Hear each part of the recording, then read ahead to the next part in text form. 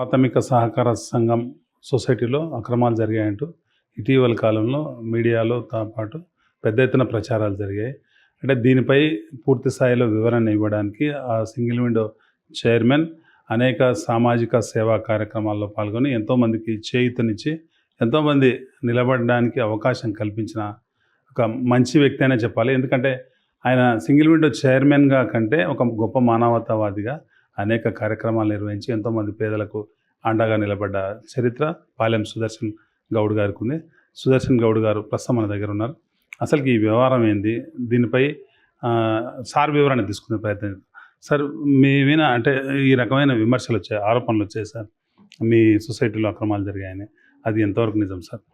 నమస్తే, నా పేరు పాలెం సుదర్శన్ గౌడ్, పిఎస్సిఎస్ చైర్మన్ బాదేపల్లి. గత సంవత్సరం అంటే 2022-23 సంవత్సరానికి సంబంధించిన పిఎస్సిఎస్ ఆడిట్లో ఒక ఫర్టిలైజర్కు సంబంధించి ఒక 3,37,000 రూపాయలు బ్యాంకుకు జమ కాలేదని ఆడిట్ వాళ్ళు నివేదిక ఇవ్వడం జరిగింది. దాన్ని పురస్కరించుకొని మా పిఎస్సిఎస్ కార్యదర్శి అయినటువంటి యాదగిరి గారిని వివరణ కోరగా వారు దానికి సంబంధించిన విషయంలో సరి అయిన సమాధానం ఇవ్వనందున మన డిసిఓ గారికి చెప్పడం జరిగింది. వాళ్ళు ఎంక్వైరీ కూడా చేసిండ్రు. ఆ ఎంక్వైరీలో పూర్తి బాధ్యత వహిస్తూ మరి సిఇఓ గారు 3,37,000 రూపాయలు సొసైటీ నుంచి దుర్వినియోగం జరిగింది. అట్టి డబ్బులను జమ చేయవలసిందిగా సర్చార్జ్ ఆర్డర్ కూడా ఇవ్వడం జరిగింది.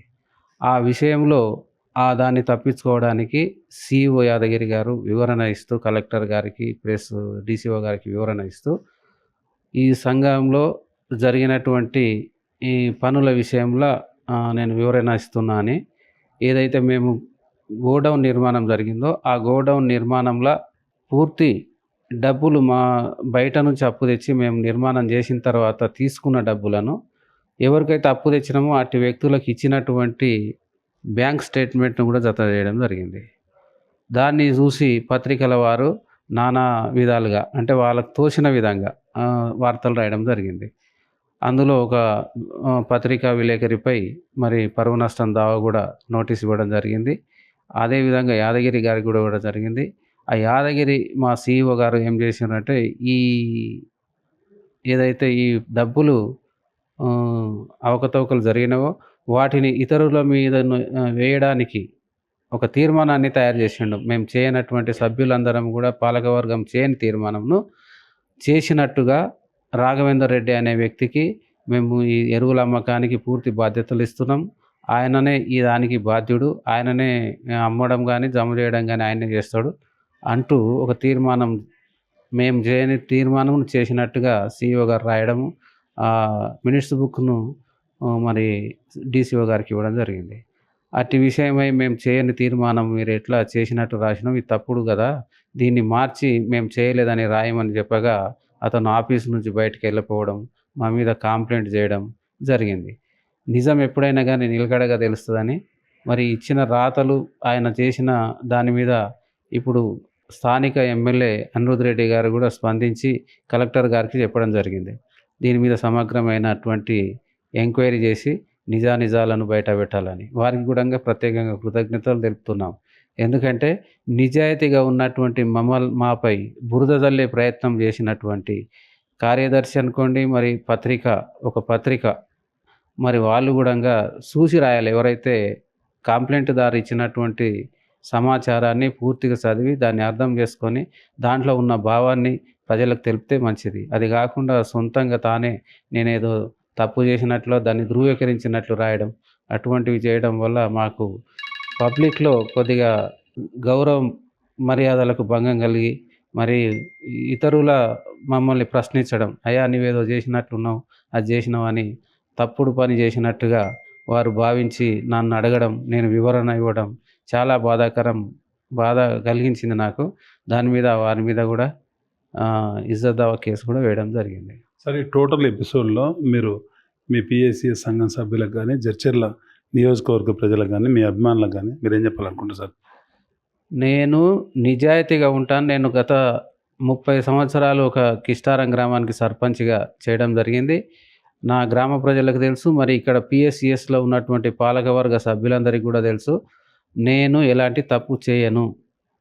నా సొంత డబ్బులు పెట్టి ఆఫీసు రెనోవేషన్ గానీ, మరి ఇదే సొసైటీకి సంబంధించిన గోడౌన్ కడుతున్నటువంటి భూమికి సంబంధించిన విషయంలో గానీ, నా జేబు నుండి కొంత డబ్బు ఖర్చు పెట్టి, నేను నా పీరియడ్‌లో ఏదో ఒకటి చేయాలని ఇప్పుడు ఒక 10-12 కోట్ల ఆస్తిని మా సహకార సంఘానికి నేను సమకూర్చడం జరిగింది. మరి ఇటువంటి పని చేసిన వ్యక్తులను ఏమైతుందంటే, ఒక చెడ్డ వార్త వల్ల నాకున్న డ్యామేజ్ నాపై అపోహలకు కారణమైంది. దాని మీద కొద్దిగా కలత చెంది ఈ కేసు వేయడం జరిగింది. ఈ నేను ఇక మొ ఎ ఎంక్వైరీలు ఎవరైనా చేసుకోవచ్చు. నేను చేసిన తప్పేమైనా ఉంటే దానికి పూర్తి బాధ్యత నేను వహిస్తాను. నేను చెప్తున్నా, ఇప్పుడు మా డీసీసీబీ ఉమ్మడి మహబూబ్‌నగర్ జిల్లాలో మేము కొంతమందిమి ఈ కొత్త టెక్నాలజీతో నిర్మాణం చేసి నాణ్యతతో నిర్మాణం చేయడం జరిగింది గోడౌన్‌ను. ఒకసారి మీరు అవసరమైతే చూడండి, వెళ్ళి విజిట్ చేయండి. మేము చేసింది 1,86,00,000ది ఎంబీ రికార్డ్ అయింది. నేను డ్రా చేసింది 1,76,00,000. అంటే ఇంకా నాకు డబ్బులు రావాల్సింది. ఇంకా షేర్సులు మా సహకార బ్యాంకు నుంచి డీసీసీబీకి షేర్సులు కట్టాల్సి వస్తే రూ. 3,70,000 గూడంగా మా బయట తెచ్చి కట్టడం జరిగింది.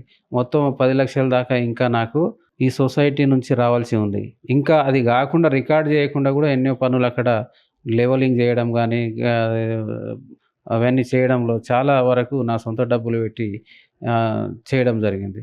మరి పని చేసిన వ్యక్తిని ప్రశంసించకుండా ఇంకా చేయనట్టుగా అవినీతి ఏదో చేసినట్టుగా చూపడం చాలా బాధ కల్పించింది.